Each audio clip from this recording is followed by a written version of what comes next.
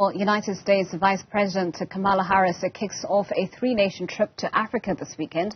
This as the U.S. looks to reposition itself on the continent, going head-to-head with China, which has made some headway in investments. Harris is expected to visit Ghana, Tanzania, followed closely by Zambia. Associate editor with the Daily Maverick, Spector, joins us to chat more about the significance of that visit.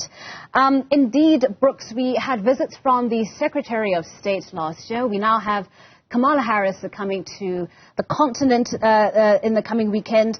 And I understand that Biden is expected to come through a little later on this year. Now, the prevailing thought here is that the U.S. is trying to undermine China's influence over the continent. Is that a thought that we should be taking seriously? Well, good morning. It's good to be with you. I wouldn't say undermine. I would have phrased it differently. I would have said reposition more competitively the United States. And in your list of visitors to the continent, you actually left out Jill Biden, the president's wife, and Janet Yellen, the Secretary of the Treasury, who was through these precincts not so long ago as well. And there have been a number of other lower-level visitors in various countries along the way. Part of this comes out of the incumbent president, Joe Biden's push for a re-engagement with Africa, African leaders, African societies. There was that All Africa Leaders Summit in the United States. All is a little too comprehensive. Some countries weren't there.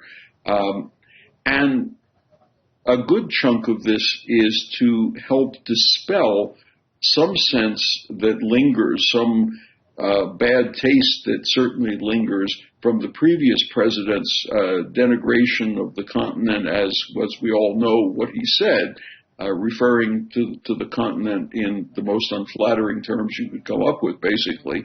But through it all, I'd also note that for the last 20 years, and this year's the anniversary, 20 years of the PEPFAR program. Now, everybody knows about HIV and AIDS, and many people know about PEPFAR, but in many cases, people aren't aware that it was a major American financial, intellectual, and personal even commitment to deal with both the consequences of HIV and AIDS and to help prevent it. And a good chunk of that money was spent in southern Africa. And it was, by most records, the single largest commitment of aid funding in Africa ever by a country. Now, local organizations were a considerable part of it as well, but that represents the continuing process. Now, the American government would argue that it is not trying to displace China as much as to reposition America where its natural strengths lie, that is, support for democratic values, open and transparent economic and trade relationships, and building on the natural kind of constituency that is constituted by the African diaspora in the United States. Now, if you were China, of course, you would see it rather differently. And if you were a dispassionate observer, you might look at the Horn of Africa and notice that in the country of Djibouti, there is an American base, there is a French military base, but there's also a Chinese base. And so there is that angle of competition for sure. Well, in America's re-engagement with Africa and its attempts to reposition itself as a reliable partner, we're seeing Kamala Harris visit Ghana, Zambia. These are countries that are currently going through some pretty dire financial straits. Could America potentially try to position themselves as a reliable partner economically to these countries that are clearly in need of financial support and assistance? Well, I think what you're going to see in this visit and in coming weeks and months is an effort to lever financial support, not just from the U.S., but from the larger multinational, international lending community the countries that you've mentioned, the objects of this visit, after all, got themselves into this difficulty by substantial borrowing, much of it, not all of it, but much of it from China. And now they have the consequence of having to pay back the loan because they weren't grants, they were loans. And the unsalutary consequences of that is now the financial problems that you refer to. One thing I also want to add that we tend to forget when we talk about America connected to Africa. It's always put in terms of government to government, and much of the American engagement with Africa has consistently been investment and trade rather than simply dollars transferred in foreign aid money, or in some cases loans, low interest or no interest even. And Africa and the United States are bound together through a considerable amount of trade and investment. And in South Africa, we know this because many of the companies that are here from abroad are in fact American companies or subsidiaries or franchisees of American firms. And then there are the private and non-governmental ties that bring people together, and we need to keep all those things into our focus as well. Let me just add one other point, if I might. The American law, the African Growth and Opportunity Act, has allowed African countries to export thousands of products to the U.S. without duties or tariffs. Unfortunately, that particular law is due to expire the year after next. And at this point, at least, I see very little, if any, African effort to encourage the American Congress to reenact or to,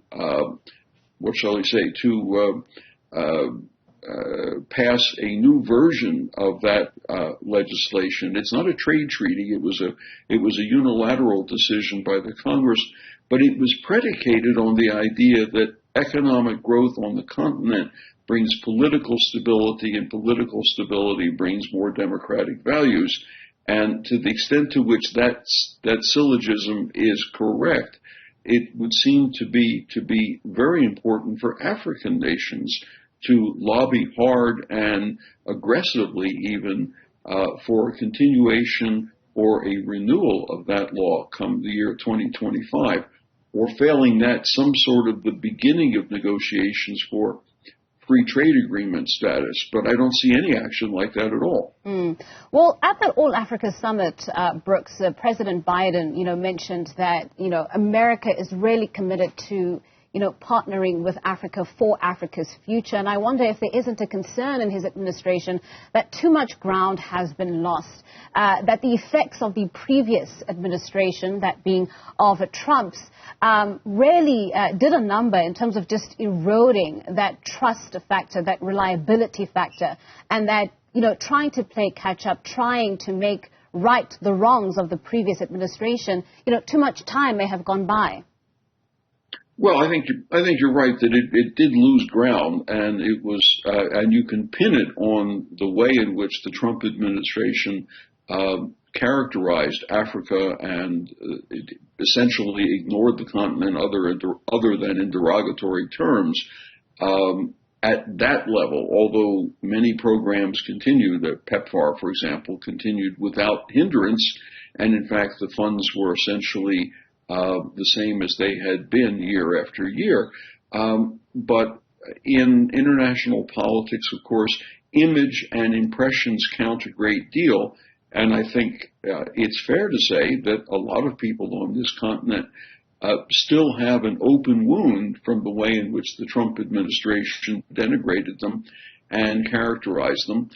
However, American businesses, at least, remain tantalized by the idea that by some estimates there are something like 500 million people on the continent who are either middle class or aspirant middle class, and that many of the people on the continent, perhaps more than in any other continent, are young people. And we know young people consume things or want to consume things, and many of those things are American or American-style products. And so businesses see this as an opportunity that transcends any one administration or any one year.